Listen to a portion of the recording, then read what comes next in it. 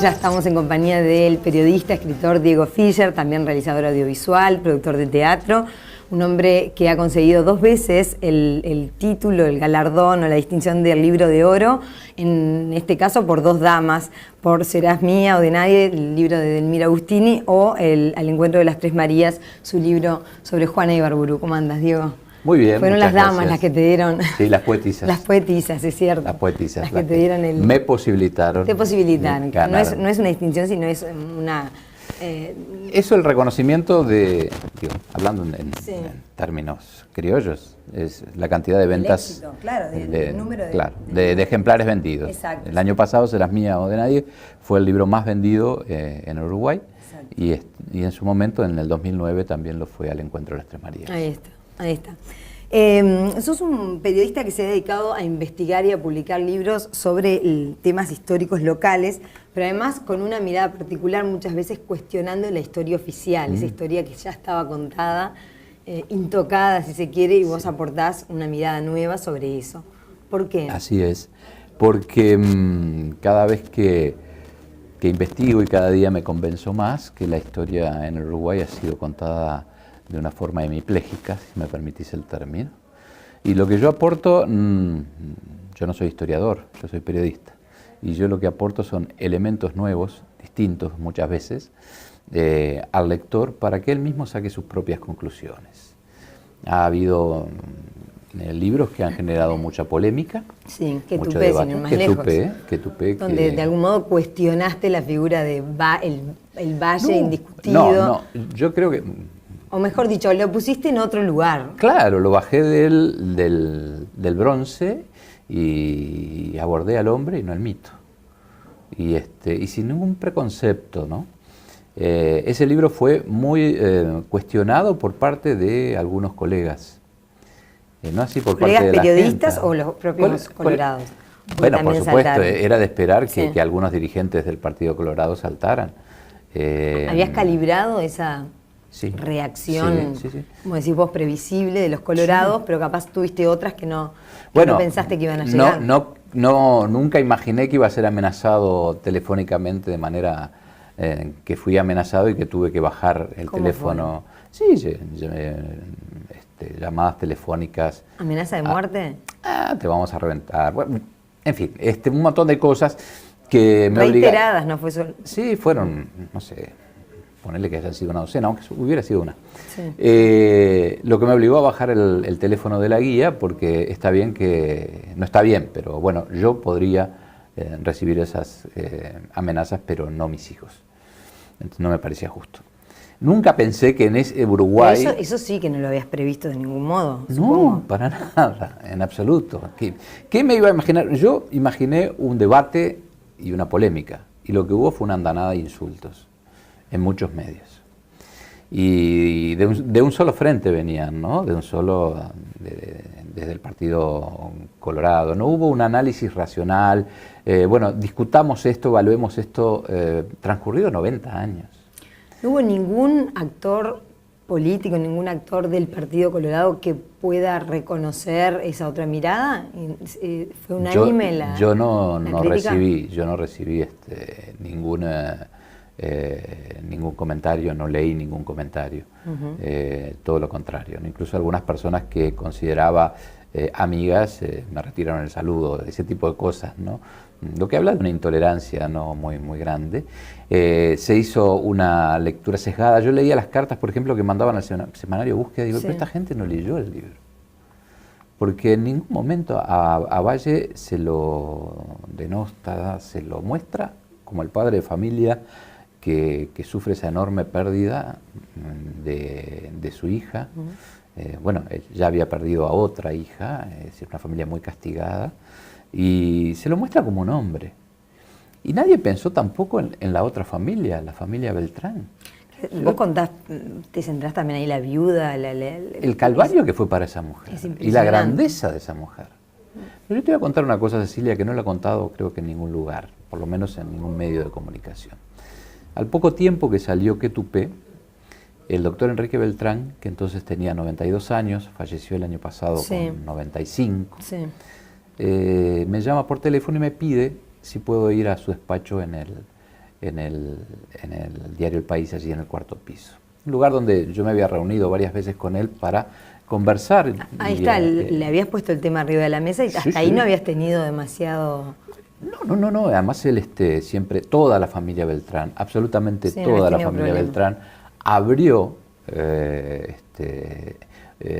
digamos, sus archivos, que no era un archivo ordenado ni clasificado, todo el material que ellos tenían de ese tiempo me lo proporcionaron y lo que precisara, me dijeron está a tu disposición, contrariamente a lo que sucedió con la familia Valle, ¿no? Que me dijeron no y nunca más me respondieron ni mails ni comunicaciones, pero bueno, esa es otra historia. Pero todo esto que te cuento, toda esa digamos, crispación que generó el libro, a mí me dio una gran paz y una gran tranquilidad. Primero porque fue hecho a conciencia, fue hecho con respeto y fue hecho con toda la capacidad que yo tengo para hacer este tipo de trabajos.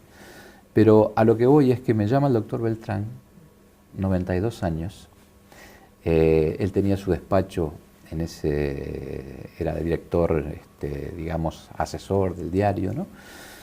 Y donde él se sentaba, detrás de su escritorio estaba el retrato de su padre a quien conoció o llegó a disfrutar poco más de 2 años. Claro.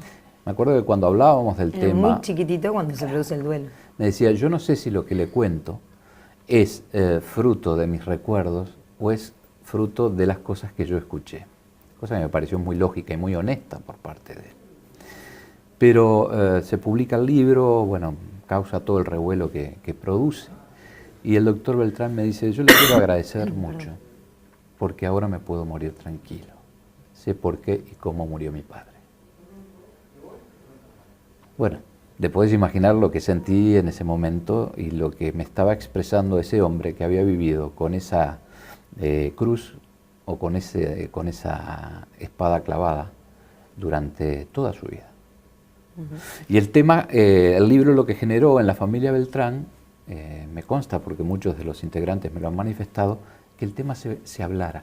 Nunca se había hablado. Tú eso lo decís como en esos 90 años, desde que se produce ese duelo Beltrán-Valle, incluso familias tan fuertemente vinculadas a medios de comunicación en su momento, y los Beltrán hasta el día de hoy, no habían investigado, no habían rascado ahí. Porque que de hecho tú lo hablaste con ese hijo, claro, ¿no? Adultísimo ya.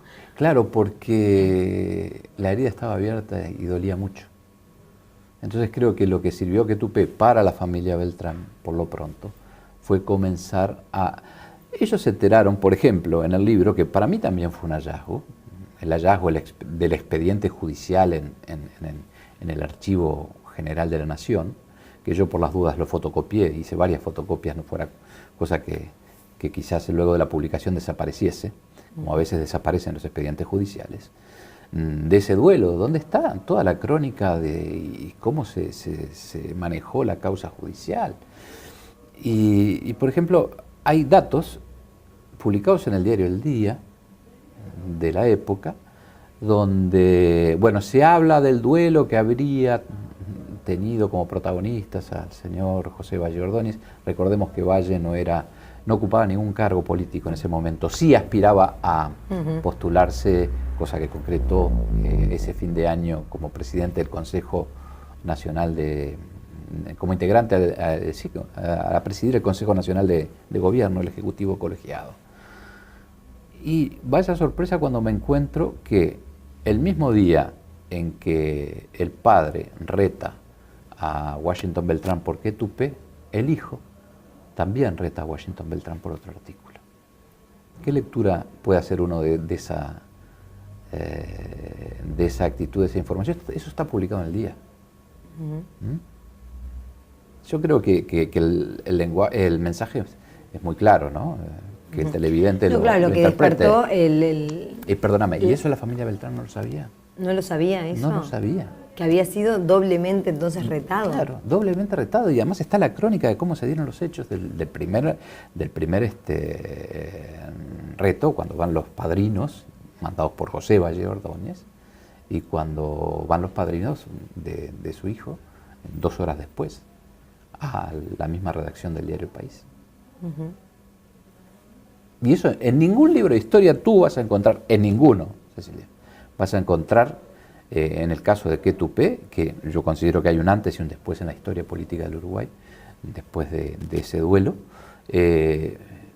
mención, apenas una mención o cuando mucho un párrafo. Entonces, bueno, ese tipo de cosas son las que a mí me han llevado a la conclusión y a la convicción de que la historia en Uruguay se ha contado muy parcialmente. Repito, no soy historiador, yo aporto mi mirada de periodista, o es lo que pretendo aportar, ¿no? Sí, claro, justamente la construcción de esa historia oficial es la que no te cierra. Pero, ¿qué está primero? ¿No te cierra o empezás una investigación y a partir de ahí empezás a cuestionar esa historia oficial que todos compramos, todos fuimos educados en ella? Que yo también compré. Y tú también. Que yo también compré. No, a mí la historia no me empieza a cerrar en el momento que encuentro un documento que dice lo contrario. Sucedió con Juana, sucedió con Delmira. Y bueno, y también con este último, ¿no? Tres hombres y una batalla. 3 hombres y ¿no? una batalla. ¿Sentís que, digamos, somos una sociedad que ha rascado poco entonces, o que ha cuestionado poco? Mira, hay cosas que son absolutamente incomprensibles. Porque digo, estamos hablando de todos libros en los últimos años. Sí, ha sacado en una década. Claro, menos de una década. Menos de una década. Yo lo que creo es que, por ejemplo, en el caso de Serás mía o de nadie, de Delmira. Sí, Delmira. Se dieron por ciertas, esa muerte que se presentó como que era un asesinato, claro, por parte de su marido. Y no lo fue. Fue un pacto de amor. Fue Romeo y Julieta en la calle Andes 1206. No fue en Verona, fue en el centro de Montevideo. ¿Qué fue lo que te llevó a vos y en qué momento descubriste o decís, bueno, acá esto no era como yo creía? Y bueno, cuando me sumergí en el archivo, primero en el archivo Agustini, donde primero empecé a través de familiares en ese caso. Claro, a través de un familiar mío que fue vecino, su familia fue vecina toda la vida en Florida de la familia de la familia Reyes. Juan Reyes. Y 2 o 3 episodios que me contaron de tradición oral con todo lo que eso condiciona. Que hay que después buscar el respaldo documental, pero la tradición oral siempre tiene alguna raíz real. Me dice, siempre se ha hablado de Delmira, pero nunca se ha hablado de Enrique. Y a mí me quedé pensando, es cierto, y empecé a repasar en algunos casos y a leer en otros los textos que hay escritos sobre Delmira, las biografías o monografías. Hay unas estupendas, que en realidad son 2, de Clara Silva. Nadie puede discutir la capacidad intelectual de Clara Silva, la mujer de Alberto Zunfelde, poetisa. Sí. Una mujer que incluso becada por el gobierno uruguayo fue a Francia a investigar, porque vivía entonces todavía Giot de Badet, el supuesto amigo íntimo de Delmira. Y bueno, y encuentro en ese libro de Clara Silva, contrastando con algunos documentos que empecé a hallar en el archivo, digo, contradicciones enormes. Te pongo algunas simples, pero que se fueron repitiendo a lo largo de estos 100 años. El padre de Delmira, el próspero estanciero y hombre de negocios y comerciante. Era próspero, pero era usurero. Era usurero. Había montado una ingeniería financiera en la que tenía atrapado a toda la tropa del Ejército Nacional, algunos oficiales superiores, oficiales generales, y también algunos legisladores. Y toda esa documentación está en el archivo Agustini. El archivo Agustini se divide en 2. Está muy bien cuidado en la Biblioteca Nacional. A mí me gusta destacar, yo soy muy crítico con las cosas que maneja el Estado, pero en la Biblioteca Nacional lo que hace el archivo literario es un placer ir allí, ¿no? Además, cómo atienden a los que vamos a investigar y a trabajar.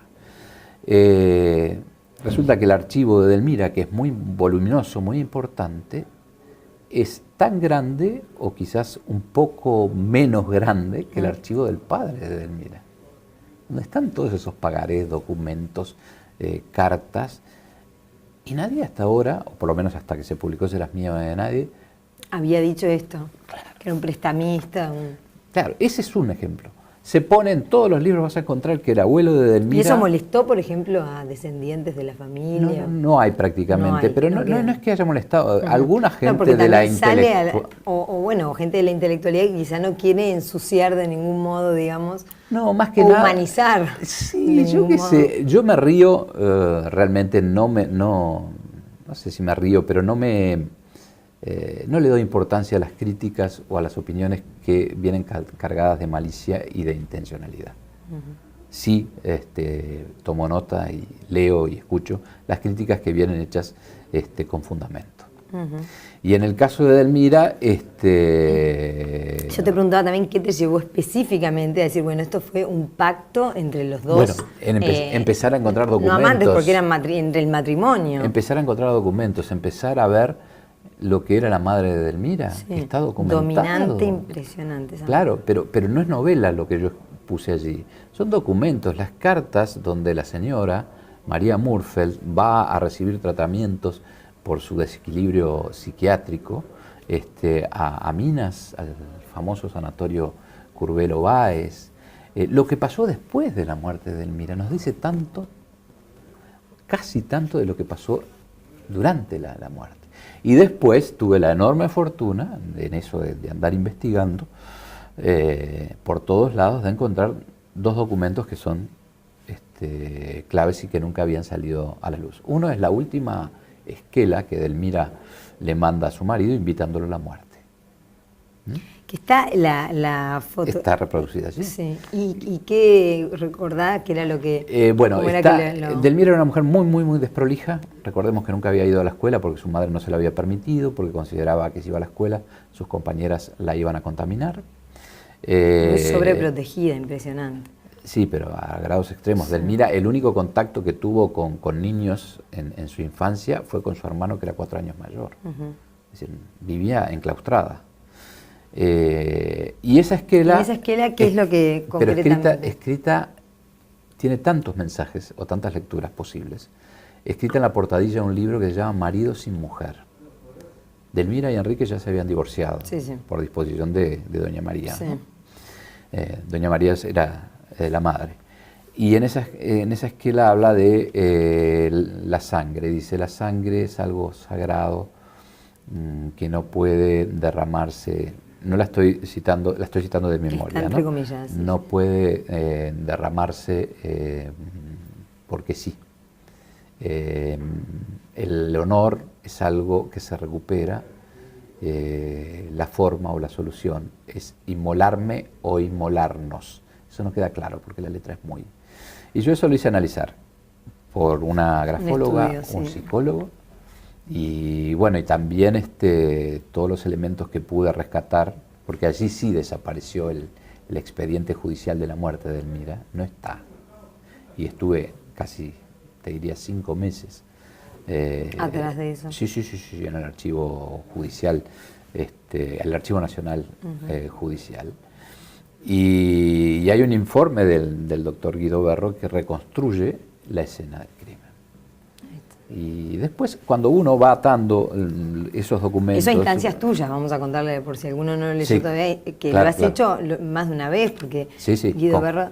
Con que Tupé también lo mismo. Con que Tupé también lo consultaste. Que ahí estaba el documento y estaba la autopsia, donde hay un informe de 2 médicos prestigiosísimos de la época, donde hablan de, bueno, en el cuerpo de Washington Beltrán, la herida que tenía en la aorta era una herida como una estrella, ¿no? Y bueno, ahí salió toda la polémica por una supuesta bala que hubiera sido adulterada, que nunca se sabrá y de la cual no hay, digamos, prueba porque el proyectil nunca se recuperó. Pero la herida está y los forenses destacan 2 veces en su informe ese detalle, que no es menor. Y yo lo que hago es transcribir eso. Bien, y eso seguramente fue lo que después dio lugar a tanta polémica, ¿no? Sí. Hablemos un poco de cómo han surgido tus libros, que no son solo estos, acá tenemos una muestra de algunos de ellos nomás. Es a instancias de tu propia inquietud, o sea, ¿qué dispara? ¿Cuál es la chispa que dispara cualquiera de estos, por ejemplo? En el último sé que una persona te acercó un documento No se presentó. Yo se estaba presentó trabajando en Tres hombres y una batalla, estaba trabajando en parte de la historia. Y bueno, a veces... ¿Te acercó Se presentó uno de los protagonistas, el bien. señor Juan Spillman, Ahí está. que es uno de los sobrevivientes, que hoy tiene 92 años, y que me dijo, bueno, yo quisiera hablar con usted cuando tenga un momento, porque tengo algo que le quiero contar. Y yo estaba terminando el libro de Elmira y le dije... o sea, esto todavía no era... Estabas trabajando en claro, en el de Elmira. y tenía documentación sobre este. Pero a este le faltaba un anclaje o una pata muy importante, ¿no? Contemos brevemente, Tres hombres y una batalla, donde te sentás en Millington Drake, el Graf la familia Spillman y la familia Bulminot. Y los Bulminot, que fueron los que no querían arreglar el buque. Claro, y que no lo arreglaron. A lo arreglaron por razones históricas, ¿no? Que uno ahí reflexiona cuánto condiciona las heridas que no cicatrizan a lo largo de generaciones. Esto sucedió 70 años después, el hundimiento del Graf Spee, 70 años después de que un integrante de la familia Bulminot fuera aniquilado por los alemanes en Alsacia y Lorena. Venía el capitán del Graf Spee a pedir que le arreglen y esta familia se negó. Sí, se negó poniéndole de manera simbólica, por supuesto, todo el oro y el moro y mucho más arriba del escritorio, ¿no? Es una historia muy, muy importante. Sí. Que habla de mucha dignidad de esta gente, ¿no?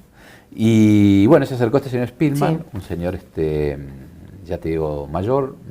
Bueno, nos reunimos un mes más tarde y yo no daba crédito cuando me contaba lo que había vivido y lo que había sido su peripecia hasta llegar al Uruguay. Sus padres, él y su hermano. Y de eso se cumplía. Judíos perseguidos por el nazismo. Sí, austríacos, judíos austríacos de la burguesía, de la alta burguesía austríaca, que es una cosa impresionante. Cuando una cosa es verlo en una película, y otra cosa es que una persona te lo cuente y te muestre documentos de cómo lentamente el nazismo fue llegando a Austria, no a Alemania, ya estaba instalado, pero fue carcomiendo también la sociedad austríaca hasta la famosa anexión, el Auschwitz, en 1938. Y esta gente, bueno, hay que leer el libro, bueno, de una manera que no la podemos, yo por lo menos no la puedo entender por la lógica ni por la razón. Se encuentran a través de cartas con Millington Drake y logran llegar al Uruguay. De algún modo protegidos por Millington Drake. Sí, absolutamente. Pero cuando estaban, ellos se van de Viena y a los 2 días los fueron a buscar para llevarlos a Auschwitz, ¿no? Claro. Entonces, bueno, y hay toda una trama también de la presencia inglesa aquí, de lo que el famoso MI6... el intento por frenar que vaya a haber vínculos nazistas, claro, en Uruguay, porque ¿no? Se hablaba la llegada de Drake por eso también. No, y claro, Millington Drake viene con la misión precisa de neutralizar la creciente presencia de la Italia de Mussolini en Uruguay y de la Alemania nazi. Recordemos que en aquella época en el Uruguay, bueno, los ferrocarriles eran ingleses, el agua potable era inglés, la explotaban capitales ingleses, la banca, buena parte de la banca estaba en manos de Inglaterra, y el proceso cárnico, y que Inglaterra era, es decir, frigoríficos y la exportación, las estancias también, y que Inglaterra era nuestro principal comprador. Pero eso para el imperio, para la reina de los mares, la potencia más grande del mundo, eran chelines, eran Chauche el Palito. Claro. ¿Y qué había detrás? El puerto de Montevideo. Sí. Y los ingleses tenían... la ubicación estratégica también. Claro, y los ingleses tenían muy claro que una guerra contra una segunda guerra o una nueva guerra en Europa era inminente, y que Montevideo como puerto iba a jugar un papel muy importante. Y por eso viene. Y ahí la presencia, claro. Que además hizo una... En este caso, sí. Diego, entonces se presenta esta persona y te pone arriba de la mesa una historia familiar de vida impresionante que se vinculaba con todo lo otro. Y bueno, y surge 3 hombres y estaba la historia de la familia Bulminot, que bueno, por razones de proximidad con la familia, de conocimiento, yo había tenido la suerte que... de escuchar ya el relato por parte de ellos. De fuente directa, ¿no? Porque quien me lo contaba era la señora Elvira Iglesias de Bulminot, que era la nuera de quien tomó esa decisión y comunicó a Landorf. Landorf, el capitán del Graf Claro, Spee, el capitán que le rogaba que le arregle el buque y estos negaban que no. Bien, en ese caso fue así, pero en los otros, por ejemplo, bueno, ¿surge a instancias tuyas de tu propia inquietud o surge de algo que viste en alguna investigación de uno y derivó en otro? En el caso de Juana, que es el que digamos que abre un poco la serie de estos libros, todos son sustentados en investigaciones, pero digamos en investigaciones que van por distintos caminos, ¿no? Desde la investigación periodística, también hay una investigación notarial. Fue una carta que yo recibí de un médico a esta altura de hace más de 25 años. Una carta muy larga de Juana que parcialmente está reproducida allí, y fechada en 1952, donde Juana confiesa, algo que para mí fue una revelación, ¿no? Su adicción a la morfina, su verdadero amor, que era un amor prohibido, con el doctor Eduardo de Robertis, un médico argentino, y un estado que sin ir más lejos, hoy lo que hablamos temprano, ¿no? La adicción a esa droga de Juana Ibarburu. Uno pasa por la escuela, obviamente, no sé después eso cómo se maneja o cómo se manejará, pero es un dato que no era... No, lo que se sabía en pequeños círculos, ¿no? Y más por una, digamos, como una leyenda. Juana fue construyendo su propia leyenda negra en vida, no ella, sino, quienes no la querían. Y resultó que Juana... La gran sorpresa fue esa investigación, que fueron muchos meses, mucho tiempo, y algunos testimonios de personas que todavía viven o vivían entonces y que la conocieron y la conocieron bien, que también aportaron lo suyo, como su ahijada, Socorrito Villegas. También, por supuesto, Jorge Arbeleche, que es el investigador y el hombre que ha defendido a capa y espada a Juana desde hace 40 años, ¿no?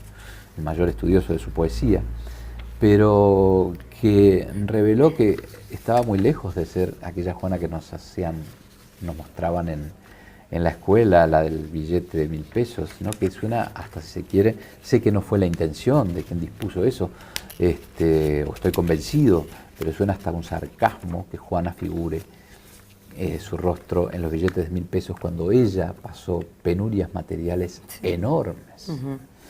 La soledad de esa mujer que sufrió violencia doméstica por parte de su marido y por parte de su hijo, y que aún así fue capaz de escribir poesías muy, muy hermosas. La mayoría no se conocen o recién ahora comienzan a leerse, porque las que conocemos son de sus 3 primeros libros, ¿no? Las lenguas de diamante, El cántaro fresco, que es prosa, y Raíz salvaje. Después la obra de Juana, que va del 50, Cecilia, y fíjate vos qué cosa, hasta el 70, recién se publica, por ejemplo, La pasajera y perdida, se publicaron en Uruguay hace 2 años, a instancias de Arbeleche justamente. Es decir, Juana era una figura, un referente a nivel, hay cartas que lo demuestran, un referente a nivel internacional, como la reconocían.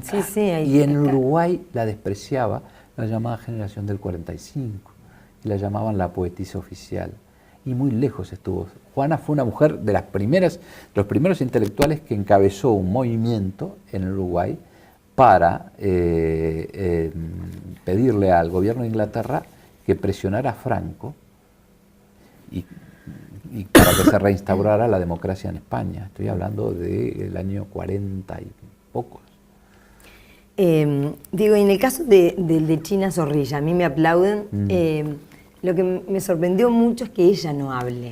Y vos has contado que fuiste a su apartamento, hablaste con ella, ¿y qué pasó? ¿No quiso directamente? No, yo no quise que hablara. ¿Por qué? Porque habló mucho china. Está bien. Y porque... Pero cuando te vas a centrar en su vida, ¿no querías...? No, yo fui el libro de China lo tenía pensado hace 10 años antes que saliera, y se lo planteé a ella en 3 oportunidades y me salía con te esquivaba, comentarios. digamos, Sí, no quería. con comentarios muy propios de China. Muy graciosos todos, ¿no? Sí.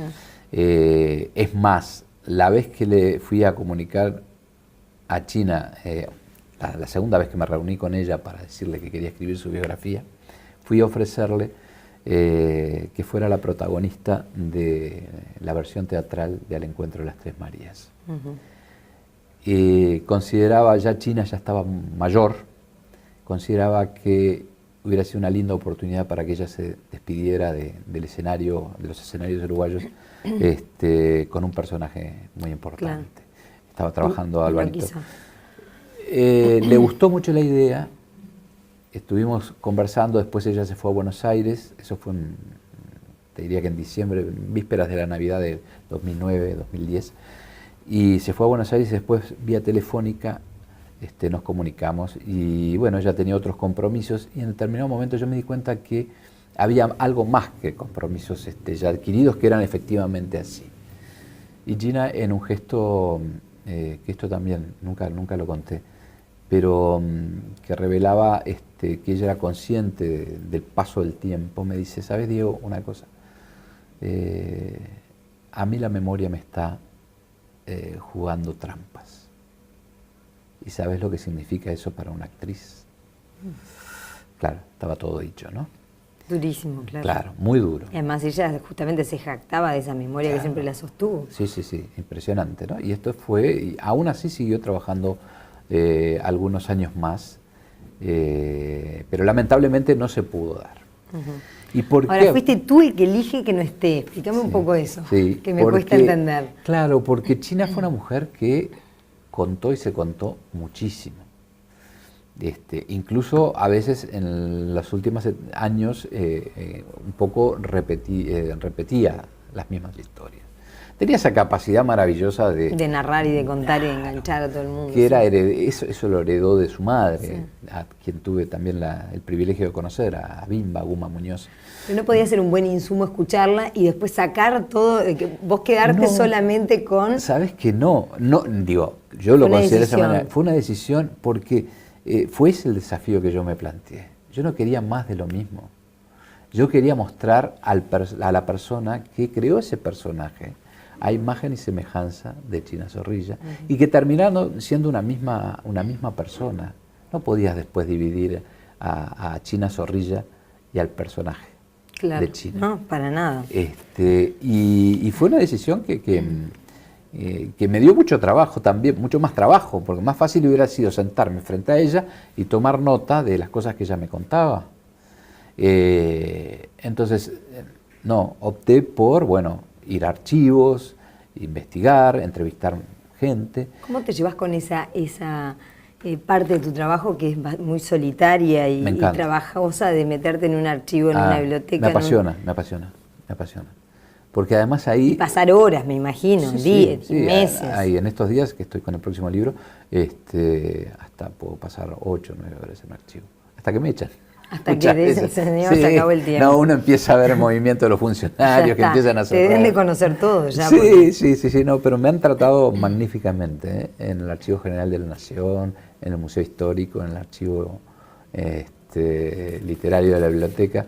Realmente, no tengo otra más que palabras de agradecimiento. A menudo en tus libros, Diego, recreás diálogos entre personajes, ¿no? Como cierto. A modo de pequeñas ficciones, en todos, en el de Delmiro, que es en este todavía no lo leí honestamente, pero en este hay mucho además. ¿No te parece riesgoso eso? Vos sabés que los diálogos, en la mayoría de los casos, yo siempre digo que en mis libros hay un 85% de realidad y documentos y un 15% de novela, si se quiere.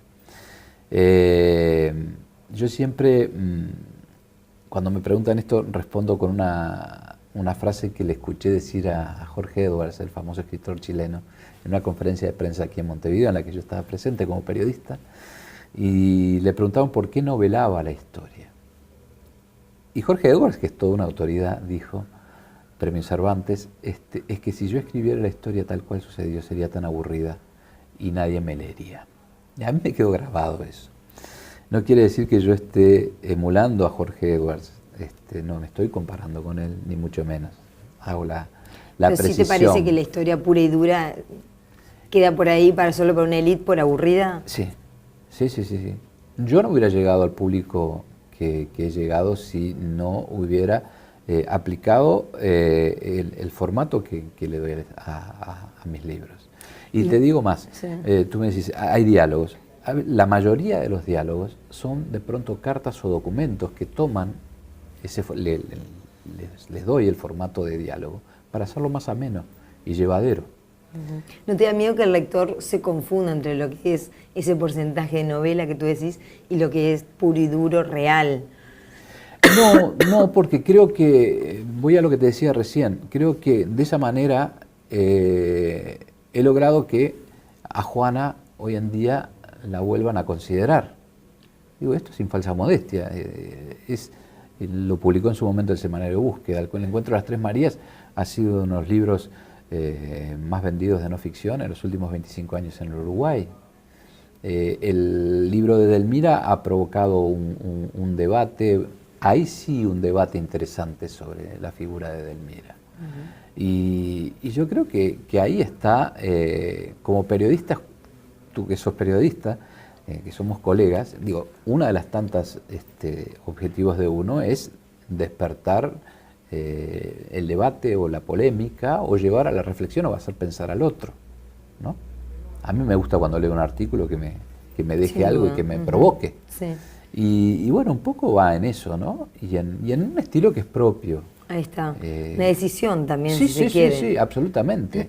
Absolutamente. Yo me imagino, si yo hubiera escrito cualquiera de estos libros en ese formato tradicional de biografía, creo que le hubiera llegado a 200, 300 personas. Y bueno, yo creo que cuanto más gente lea y cuanto más a cuantas más personas le lleguemos, uno se va a sentir más contento, ¿no? Tarea cumplida, ¿no? Claro, que llegue el mensaje a donde Claro. vos querías. Bien, en los últimos años has publicado un libro por año, Sí. prácticamente. ¿Tenés presión para publicar, Diego? Y tengo la presión de la editorial. De la editorial. No, Pero firmás contratos donde ya es... No, tengo un contrato donde me exigen un libro por año. Ah, ya lo tenés así dispuesto. Sí. De común acuerdo, obviamente, ¿no? Obvio, Los sí, contratos se firman de común acuerdo y estoy muy contento con la editorial en la que estoy, que ahora tiene un nombre muy paquete, Penguin Random House.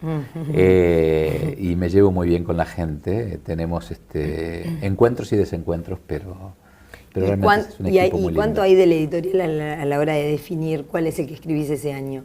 ¿Y cuánto hay de Diego Fischer?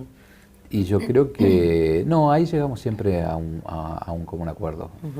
Muchas veces nos ha determinado, digo, porque en eso la editorial es obviamente fundamental, las fechas.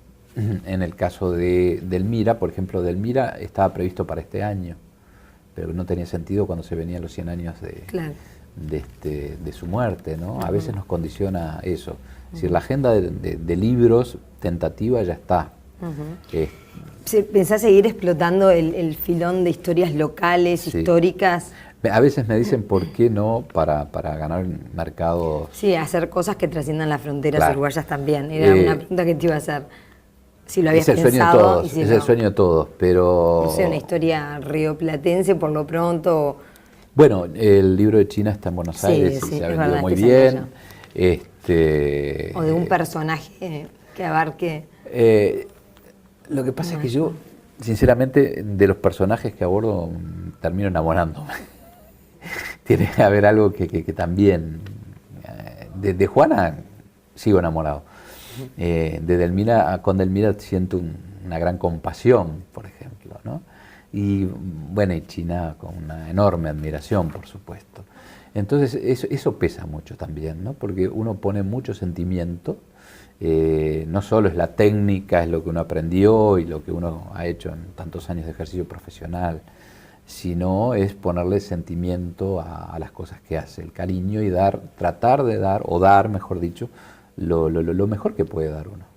Vos, Diego, además has trabajado como productor periodístico, sos columnista, también realizador audiovisual, todo lo que mencionábamos, productor teatral al principio. Pero ¿cuándo decidiste volcar la mayor parte de tu tiempo, porque supongo que insume la mayor parte de tu tiempo, a escribir libros? Y bueno, cuando...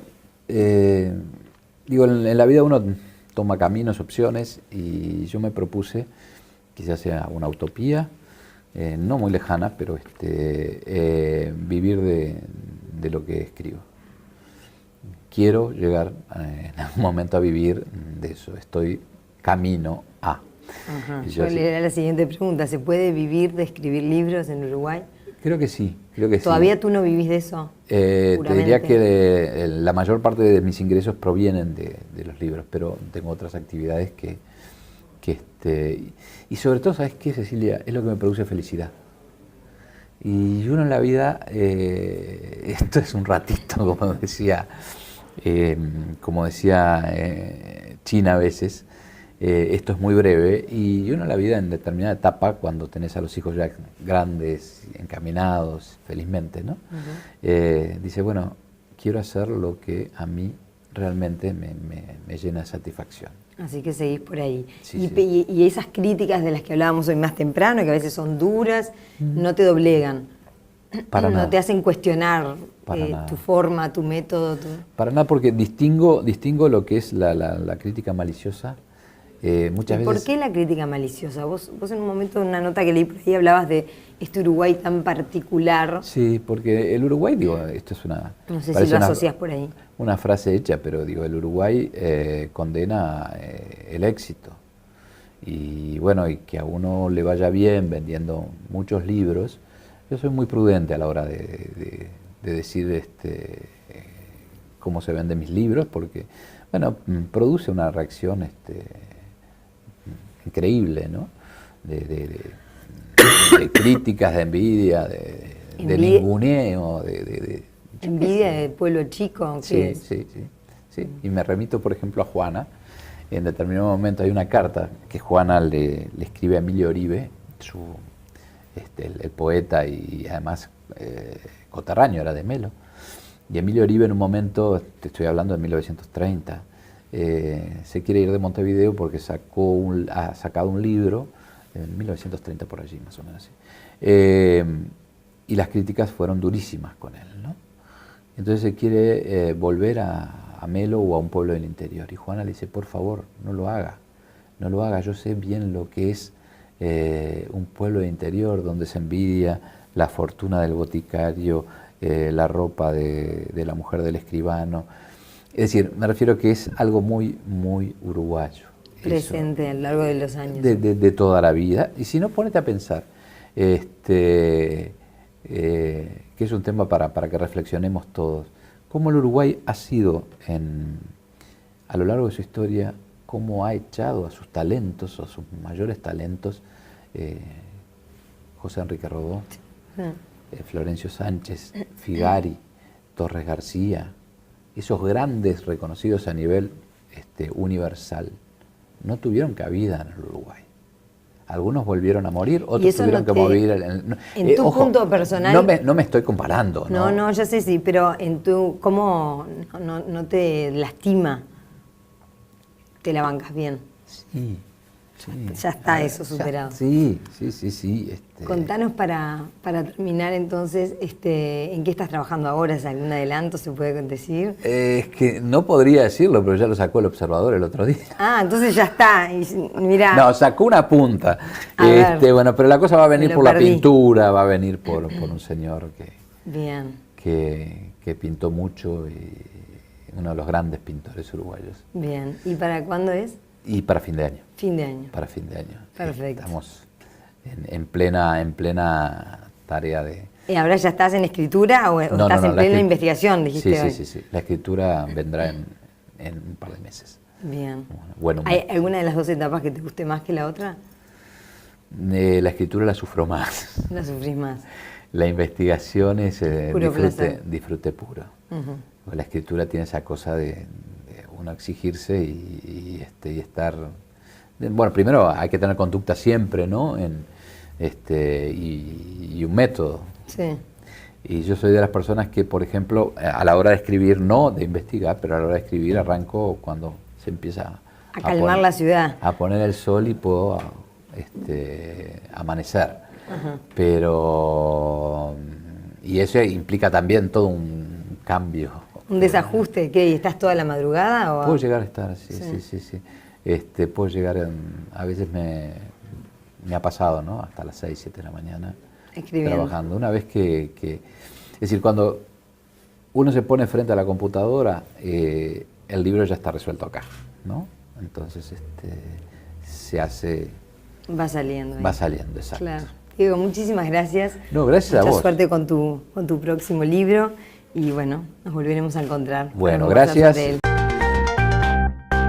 Bueno. Me decía, yo no sé si lo que le cuento es fruto de mis recuerdos o es fruto de las cosas que yo escuché. Cosa que me pareció muy lógica y muy honesta por parte de él. Pero se publica el libro, bueno, causa todo el revuelo que produce. Y el doctor Beltrán me dice, yo le quiero agradecer mucho, porque ahora me puedo morir tranquilo. Sé por qué y cómo murió mi padre. Bueno, te podés imaginar lo que sentí en ese momento y lo que me estaba expresando ese hombre que había vivido con esa cruz o con esa espada clavada durante toda su vida. Y el tema, el libro lo que generó en la familia Beltrán, me consta porque muchos de los integrantes me lo han manifestado, que el tema se hablara. Nunca se había hablado. Tú eso lo decís como en esos 90 años, desde que se produce ese duelo Beltrán-Valle, incluso familias tan fuertemente vinculadas a medios de comunicación en su momento, y los Beltrán hasta el día de hoy, no habían investigado, no habían rascado ahí. Porque que de hecho tú lo hablaste con ese hijo, claro, ¿no? Adultísimo ya. Claro, porque la herida estaba abierta y dolía mucho. Entonces creo que lo que sirvió que tupe para la familia Beltrán, por lo pronto, fue comenzar a... Ellos se enteraron, por ejemplo, en el libro, que para mí también fue un hallazgo, el hallazgo del expediente judicial en el Archivo General de la Nación, que yo por las dudas lo fotocopié. Ya estamos en compañía del periodista, escritor Diego Fischer, también realizador audiovisual, productor de teatro, un hombre que ha conseguido 2 veces el título, el galardón o la distinción del Libro de Oro, en este caso por 2 damas, por Serás Mía o de Nadie, el libro de Delmira Agustini, o Al Encuentro de las Tres Marías, su libro sobre Juana Ibarburu. ¿Cómo andas, Diego? Muy bien. Fueron las damas gracias. las que te dieron. Sí, las poetisas. Las poetisas, es cierto. Las poetisas. Las que te dieron el... Me posibilitaron. Te posibilitan. Ganaron. No es una distinción, sino es una... Eso el reconocimiento de, hablando en sí, términos criollos, es la cantidad de ventas. El éxito, claro, del número de ejemplares vendidos. Exacto. El año pasado, Serás Mía o de Nadie, fue el libro más vendido en Uruguay. Y en su momento, en el 2009, también lo fue Al Encuentro de las Tres Marías. Ahí está. Sos un periodista que se ha dedicado a investigar y a publicar libros sobre temas históricos locales, pero además con una mirada particular, muchas veces cuestionando la historia oficial, esa historia que ya estaba contada, intocada si se quiere, y vos aportás una mirada nueva sobre eso. ¿Por qué? Así es, porque cada vez que investigo y cada día me convenzo más que la historia en Uruguay ha sido contada de una forma hemipléjica, si me permitís el término. Y lo que yo aporto, yo no soy historiador, yo soy periodista. Y yo lo que aporto son elementos nuevos, distintos muchas veces, al lector para que él mismo saque sus propias conclusiones. Ha habido libros que han generado mucha polémica, sí, que mucho tupé, debate, sin ir más lejos. Que tupé, donde de algún modo cuestionaste la figura de el Valle indiscutido. No, yo creo que... O mejor dicho, lo pusiste en otro lugar. Claro, lo bajé del bronce y abordé al hombre y no al mito. Y sin ningún preconcepto, ¿no?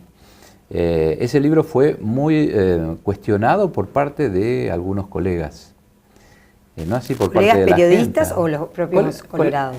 Bueno, por supuesto, saltaron. era de esperar Sí, que algunos dirigentes del Partido Colorado saltaran. ¿Habías calibrado esa Sí, reacción, sí. como decís vos, previsible de los colorados, Sí. pero capaz tuviste otras que no Bueno, pensaste que iban a llegar? nunca imaginé que iba a ser amenazado telefónicamente de manera que fui amenazado y que tuve que bajar el ¿Cómo teléfono. Sí, llamadas telefónicas. ¿Amenaza de muerte?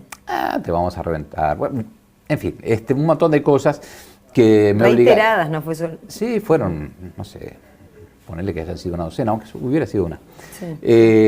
Lo que me obligó a bajar el teléfono de la guía, porque está bien que, no está bien, pero bueno, yo podría recibir esas amenazas, pero no mis hijos. Entonces no me parecía justo.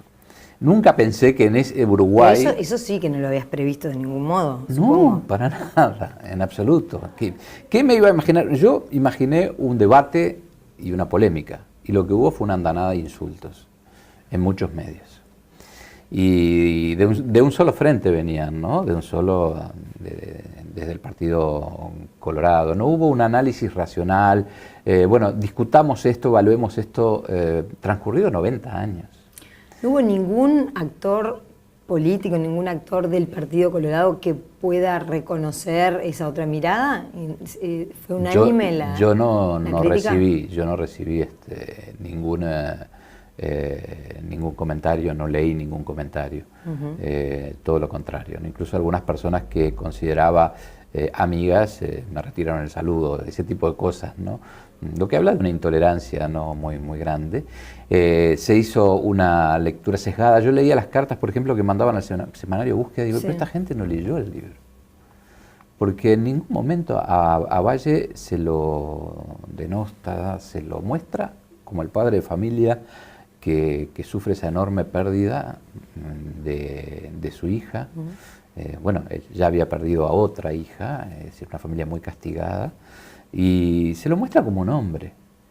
Y nadie pensó tampoco en la otra familia, la familia Beltrán. Vos contás, te centrás también ahí la viuda, El calvario que fue para esa mujer es y la impresionante. grandeza de esa mujer. Pero yo te voy a contar una cosa, Cecilia, que no la he contado creo que en ningún lugar, por lo menos en ningún medio de comunicación. Al poco tiempo que salió Que Tupé, el doctor Enrique Beltrán, que entonces tenía 92 años, falleció el año pasado Sí. con 95, Sí.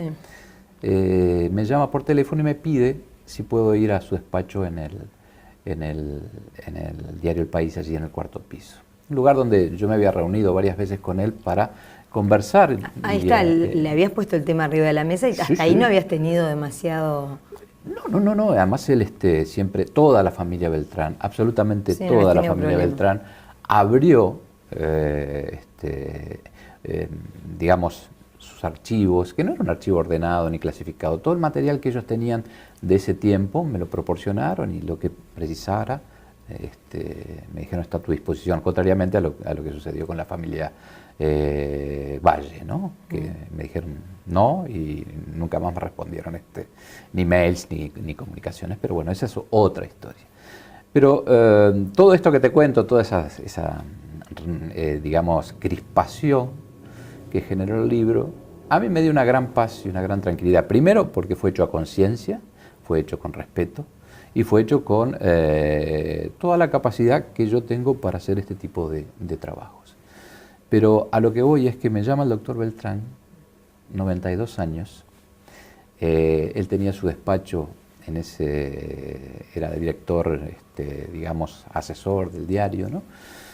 Y donde él se sentaba, detrás de su escritorio estaba el retrato de su padre a quien conoció o llegó a disfrutar poco más de 2 años. Claro. Me acuerdo que cuando hablábamos del Era tema... muy chiquitito cuando se produce